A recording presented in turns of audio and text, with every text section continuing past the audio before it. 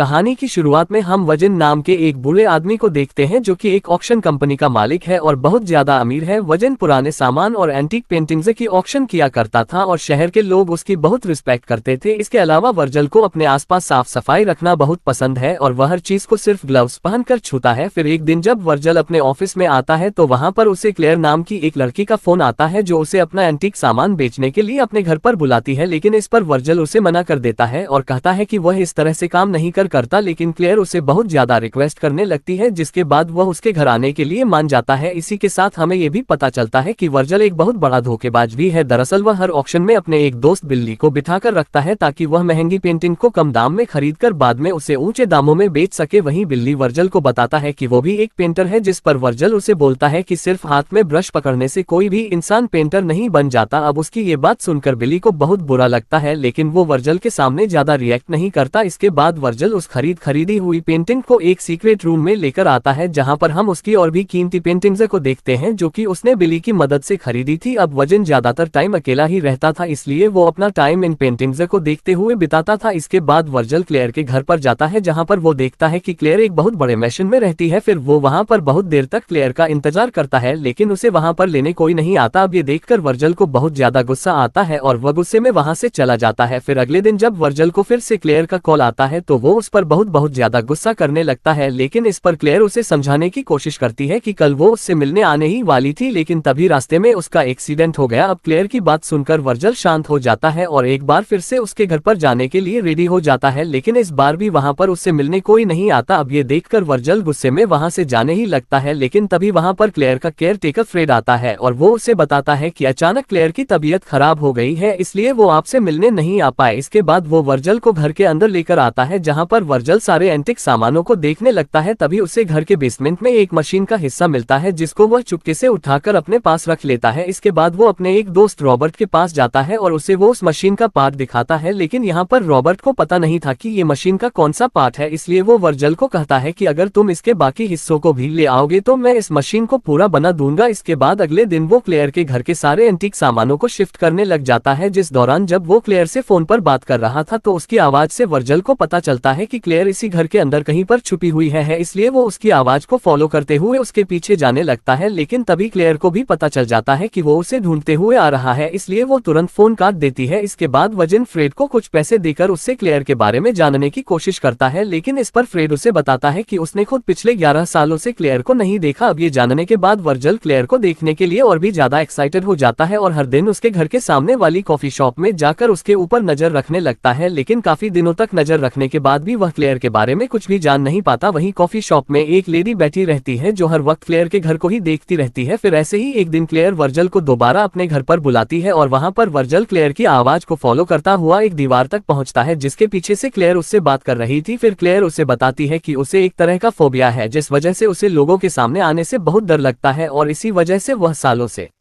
इस घर के बाहर निकली भी नहीं। अब ये सुनने के बाद वर्जल को इस बात से कोई प्रॉब्लम नहीं होती और वो क्लेयर के पेपर्स को वहीं पर रखकर वहां से चला जाता है। इसके बाद हम देखते हैं कि धीरे धीरे वर्जल को क्लेयर पसंद आने लगी थी, इसलिए वो अपने एक दोस्त रॉबर्ट से लड़की को इम्प्रेस करने के तरीके पूछता है। यहाँ पर वर्जल की बातें सुनकर रॉबर्ट भी समझ जाता है कि जरूर उसे कोई लड़की पसंद आ गई है। अब इसके बाद से ही वजिन और भी ज्यादा क्लेयर से फोन पर बात करने लगता है, जिससे उसकी क्लेयर को देखने की इच्छा और भी बढ़ती जाती है और उसे किसी भी हालत में ये जानना ही था कि क्लेयर कैसी दिखती है। इसलिए एक दिन जब वो क्लेयर से मिलकर वहां से वापस जा रहा था, तभी वो उसके घर के दरवाजे को बंद करने का नाटक करके एक मूर्ति के पीछे जाकर छुप जाता है ताकि वह छुपकर क्लेयर को देख सके। इसके बाद जब क्लेयर को लगता है कि वहां पर कोई नहीं है, तब क्लेयर उस दीवार के पीछे बने हुए अपने सीक्रेट रूम से बाहर आती है। फिर जब वो वहां पर क्लेयर को देखता है तो वो उसे देखकर पागल हो जाता है, क्योंकि क्लेयर दिखने में बहुत ज्यादा खूबसूरत थी। इसके बाद हम देखते हैं कि क्लेयर को देखने के बाद वर्जल उसकी तरफ और भी ज्यादा अट्रैक्ट होने लगता है और वो उससे प्यार भी करने लगता है। अब ऐसे ही कुछ दिन बीत जाते हैं और अब वर्जल को क्लेयर को और भी देखने का मन करने लगता है, इसलिए वो फिर से उसकी मूर्ति के पीछे छुपने का नाटक करता है। और फिर जब क्लेयर अपने रूम से बाहर आती है तो वर्जल उसे देखने में इतना ज्यादा खो जाता है कि गलती से उससे उसका फोन नीचे गिर जाता है। तभी फोन की आवाज सुनकर क्लेयर को भी शक हो जाता है कि उसके घर में कोई तो है, इसलिए वो भागकर फिर से अपने रूम में चली जाती है। वहीं वर्जल भी उसके घर से निकलकर वहां से जाने लगता है, लेकिन तभी क्लेयर वर्जल को कॉल करती है और उसे बताती है कि उसके घर में कोई चोर घुस आया है, इसलिए वो उसे अपने घर पर बुलाती है। दरअसल क्लेयर क्लेयर को ये पता नहीं था कि वो आदमी वर्जल ही है। इसके बाद वर्जल क्लेयर के पास जाकर उससे बात करता है, लेकिन यहाँ पर क्लेयर बहुत ज्यादा डरी हुई थी और फिर वो रोने लग जाती थी। अब क्लेयर को ऐसा देखकर वर्जल उसे सच बता देता है कि तुम्हारे घर में मैं था। अब ये सुनकर क्लेयर को बहुत बुरा लगता है और वह वजन को वहां से जाने के लिए बोलती है। फिर वर्जल वहां से जा ही रहा था, लेकिन तभी क्लेयर अपने रूम से बाहर निकलती है और वर्जल को रोक लेती है। अब यहाँ पर क्लेयर को अपने रूम से बाहर देखकर वर्जल को बहुत अच्छा लगता है और इसके बाद से ही वह क्लेयर के लिए महंगे महंगे गिफ्ट्स लेकर जाने लगता है ताकि वो उसे इम्प्रेस कर सके। फिर एक दिन जब वजन क्लेयर को मेकअप करना सिखा रहा था, तब क्लेयर को लगता है कि शायद वर्जल उसे यहाँ से बाहर ले जाना चाहता है, इसलिए वो गुस्से में फिर से अपने आप को उस रूम में बंद कर लेती है। पर अब क्योंकि क्लेयर भी वर्जल को पसंद करने लगी थी, इसलिए वह कुछ ही देर में वहां से बाहर आ जाती है। फिर एक दिन जब वजन क्लेयर को उसके सामान की फोटोज दिखाने आता है, तब क्लेयर उसे अपने उस सीक्रेट रूम में लेके जाती है जहाँ पर वो पिछले 20 सालों से रह रही थी। फिर वहाँ पर वर्जल क्लेयर को किस करते हुए बोलता है कि तुम पूरी जिंदगी यहाँ पर ऐसे नहीं रह सकती, इसलिए अब तुम्हें यहाँ से बाहर निकलना चाहिए। इस पर क्लेयर उसे बताती है कि मैं भी यहाँ से बाहर निकलना तो चाहती हूँ, लेकिन मुझमें बाहर निकलने की हिम्मत नहीं है। फिर एक दिन वजन जब क्लेयर के लिए खाना लेकर आया है, तभी वह देखता है कि क्लेयर अपने सीक्रेट रूम से गायब है। इसके बाद वह पूरे घर में उसे ढूंढने लगता है, लेकिन क्लेयर उसे कहीं नहीं मिलती। फिर इसके बाद जब वजन उसके घर से बाहर निकलता है, तो वहाँ पर एक आदमी से उसे पता चलता है कि क्लेयर पार्क की तरफ गई है। इसके बाद वजन फ्रेड और रॉबर्ट को लेकर क्लेयर को पार्क में ढूंढने निकल जाता है, लेकिन तभी उसे एक फोन आता है और उसे पता चलता है कि आज तो उसे एक ऑक्शन करना है और अगर आज वो ऑक्शन नहीं हुआ तो उसे बहुत ज्यादा लॉस होगा। अब ये सुनकर वर्जल ऑक्शन करने के लिए चला तो जाता है, लेकिन इस समय भी वो क्लेयर के बारे में ही सोच रहा था, जिस वजह से वह अच्छे से वहां पर बोल नहीं पाता और ये देखकर सभी लोग उसका मजाक उड़ाने लगते हैं। फिर ऑक्शन के बाद जब वर्जल क्लेयर की यादों में खोया हुआ था, तभी उसे फ्रेड का फोन आता है और वो उसे बताता है कि शायद घर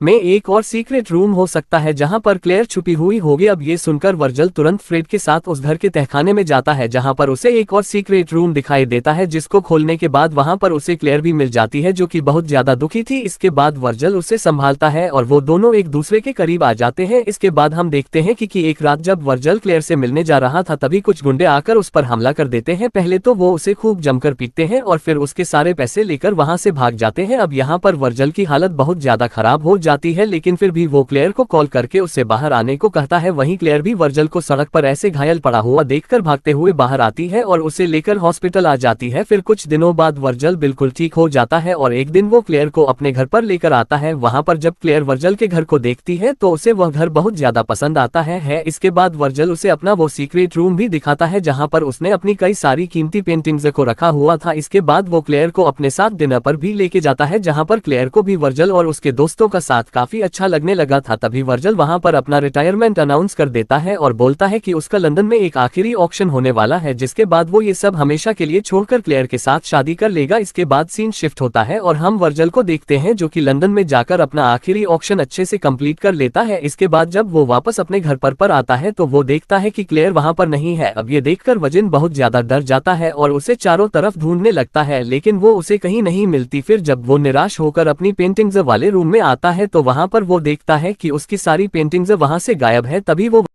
स्टैचू को देखता है जिसके अलग अलग पार्ट्स को वो क्लेयर के घर से चुराकर रॉबर्ट्स को दिया करता था और यह सब देखकर वजन समझ जाता है कि क्लेयर ने रॉबर्ट के साथ मिलकर उसको पागल बनाया है। इसके बाद वर्जल को वहां पर पड़ी हुई एक पेंटिंग से पता चलता है कि इस चोरी में रॉबर्ट और क्लेयर के साथ बिल्ली भी शामिल था। दरअसल उस दिन जब वजन ने बिल्ली की बेइज्जती की थी, तब बिल्ली ने ही इस चोरी को करने का प्लान बनाया था। इसके साथ ही वजन को ये भी पता चलता है कि उस कॉफी शॉप में जो लेडी बैठी थी वही असली क्लेयर है और वो घर भी उसी का है। दरअसल इस असली क्लेयर से रॉबर्ट और बिल्ली ने उसका घर रेंट पर लिया था, जिसके बाद उन्होंने वजन को नकली क्लेयर से मिलवाया ताकि वो तीनों मिलकर उसे पागल बना सके। अब ये जानकर वजन बहुत ज्यादा शॉक्ड हो जाता है और वो डिप्रेशन में चला जाता है। फिर कुछ दिन ऐसे ही रहने के बाद वर्जल को याद आता है कि एक दिन क्लेयर ने उसे एक एड्रेस देते हुए कहा था कि अगर कभी भी हम दोनों अलग हो जाए तो मैं तुम्हें इसी एड्रेस पर मिलूंगी। इसलिए वर्जल उसे ढूंढने के लिए उस एड्रेस पर चला जाता है, लेकिन काफी देर तक वेट करने के बाद भी उसे वहां पर कोई नहीं मिलता, जिससे वर्जल समझ जाता है कि क्लेयर यहाँ पर भी उसे पागल बना रही थी। और दोस्तों, इसी के साथ ही यह कहानी यहीं खत्म हो जाती है।